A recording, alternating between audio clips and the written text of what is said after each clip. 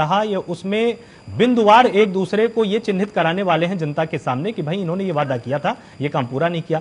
आपका मुख्य रूप से एजेंडा क्या रहने वाला है? क्या कांग्रेस के पास कोई एक ऐसा संकल्प पत्र है या ऐसा घोषणा पत्र है जिसमें जनता की समस्याओं का जिक्र हो और साथ ही समाधान भी? बहुत आसान है आलोक, अगर समझा जाए। भारत जोड़ो यात्रा के दौरान में राहुल जी ने लगातार हर हफ्ते की प्रेस कॉन्फ्रेंस की थी और उस प्रेस कॉन्फ्रेंस में ज्यादातर में एक कई पर्टिकुलर टॉपिक दिए और उसके सॉल्यूशन दिए कि देश में क्या खराबी चल रही है और इसका क्या सॉल्यूशन है। हम उसको पूरा एक ब्लूप्रिंट तैयार कर रहे हैं, ये फैक्ट है, मैं आपको ओपनली बताता हूँ, ये हम ब्लूप्रिंट तैयार कर रहे हैं। दूसरी बात, हमें एक चीज करनी है, सिर्फ इनकी प्रोपेगेंडा पॉलिटिक्स का जो बैलून है उसमें सिर्फ पिन देनी है। देखिए, मैं 1 2 3 करके सारी बातें इनसे कर सकता हूँ। आज तक 6 वर्ष हो गए इनकी सरकार को और 8-9 वर्ष हो गए केंद्र में सरकार को। एक स्मार्ट सिटी का नाम अगर ये बता दें तो मैं मान जाऊं। एक स्मार्ट सिटी आज तक ये लोग नहीं दे पाए।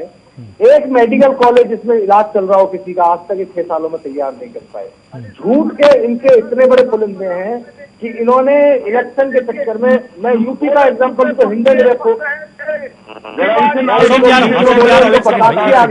एक सेकंड पहले बात तो आने दीजिए, थोड़ी देर रुकिए अशोक जी, थोड़ी देर रुक जाइए, बोलिए पहुंच जी। हिंडन एयरपोर्ट इन्होंने बनाया सिर्फ और सिर्फ वोट के लिए, आज वो बंद हो चुका है।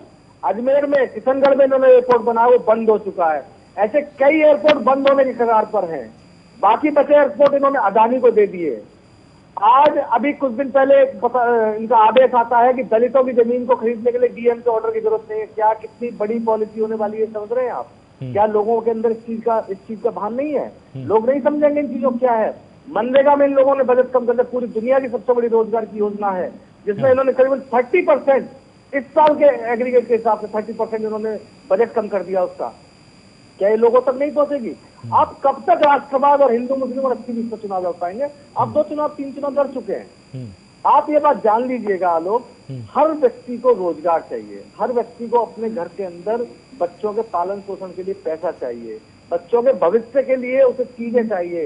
हिंदू मुस्लिम करके एक ऐसा वातावरण, सामाजिक सदस्यता को तोड़ने वाले वातावरण को करके आप बहुत लंबे समय तक नहीं चल सकते। काठी बार बार नहीं चल सकती। अंततः लोगों को विकास चाहिए, सामाजिक संरचना चाहिए। सभी चीजों में ये सबसे जरूरी चीज है। जब तक आप लोगों को पढ़ने के लिए चीजें नहीं देंगे, एक ऐसा माहौल तैयार नहीं करेंगे, सामाजिक संरचना एकदम बहुत अच्छे तरीके से रहे, आपस में हिंदू मुस्लिम की तरह से हम लोग एक भाई भाई की तरह से रहें, रोजगारों का क्रियान्वयन हो, बच्चों को अच्छी शिक्षा हो, और झूठ की जो मशीनें चलाए हुए हैं ये खत्म होनी चाहिए। और मैं आपको यकीन दिलाता हूं 2024 का चुनाव इन्हीं चीजों के ऊपर होगा। ये बहुत हिंदू मुस्लिम करने की कोशिश करेंगे, लेकिन देश की जनता इस चीज को समझ चुकी है और देश की जनता और सारी पार्टियां, विशेष रूप से कांग्रेस, क्योंकि मैं कांग्रेस का प्रवक्ता हूं, हम ऐसी कोई भी चीजें नहीं होने देंगे। हम पूरा काउंटर करेंगे और रात दिन हम इसी चीज के लिए तैयारी कर रहे हैं। ठीक है, तो मतलब आपकी बात से मैं ये अर्थ निकालूं कि जिस तरह से बीजेपी और सपा में तमाम मोर्चे बनाए गए हैं, जातियों के हिसाब से भी, वर्गों के हिसाब से भी, क्या कांग्रेस इन चीजों पर ज्यादा फोकस नहीं करेगी? क्या सभी को एक साथ लेकर चलने का आपका पूरा प्रयास होगा चुनाव के दौरान? आलोक, 75 वर्ष में जनता का 55 वर्ष हमें आशीर्वाद मिला सत्ता के रूप में केंद्र में, और लगभग 35-40 वर्ष में यूपी में जनता का आशीर्वाद मिला 89 से पहले।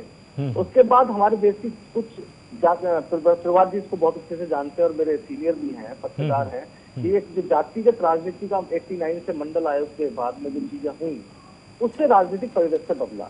उससे गठबंधन की राजनीति हुई, गठबंधन की सरकारें बननी शुरू हो गई 89 के बाद में।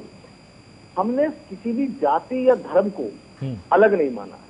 हम एक सेकुलर पार्टी, हिंदू मुस्लिम सिख ईसाई जैन बौद्ध कोई भी धर्म के और जाति के लोग हों वो हमारे हैं। हम सबसे पहले भारतीय हैं और इसी को लेकर के कश्मीर से लेकर कन्याकुमारी तक कांग्रेस इसी मुद्दे पर, इसी सोच के साथ में चुनाव में जाएगी। चाहे गुजरात से अरुणाचल हो, चाहे जम्मू कश्मीर से कन्याकुमारी हो, चाहे स्टेट की कोई इलेक्शन हो, चाहे सेंट्रल का कोई इलेक्शन हो।